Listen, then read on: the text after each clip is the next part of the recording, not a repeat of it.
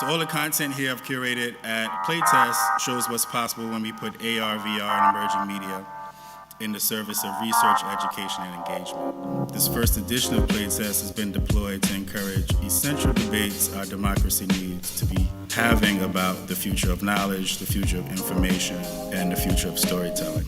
My provocation is that modern technological advances and scientific advances are interwoven with the concerns of Black people and people of color.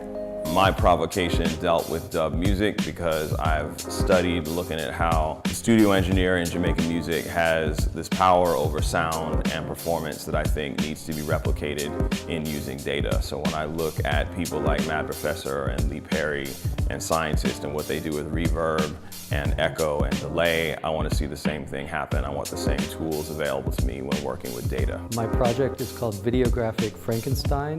Frankenstein films reflect on human technological relations, and remaking those films in videographic forms helps us to rethink our position with relation to technology today.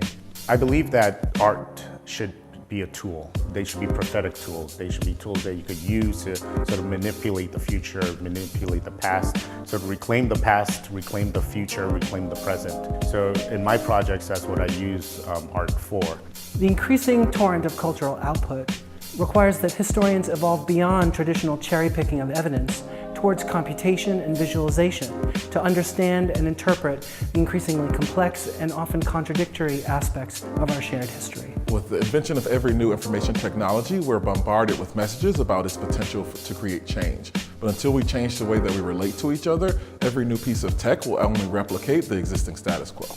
Now, this work of producing digitized archives, of course, is incredibly important, and especially if you're thinking from the perspective of marginalized communities, like that stuff has to get digitized, that stuff needs to be saved. You begin to understand how that conceptual and theoretical work is critical if you're really trying to think about difference.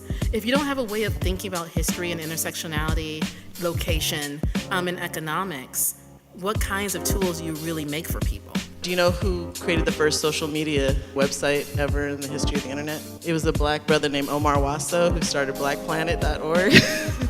And I asked him, I said, so Black folks are over-indexed on Twitter and over-indexed on social media. Do you think that you subconsciously, put in something that was like, created some affinity for us, like, call and response? And he goes, no, not accidentally. He said, I implicitly was trying to create a call and response website. So when you think of one of the largest economic and social disruptions of our last 20 years, it comes from the African diasporic ethos of call and response.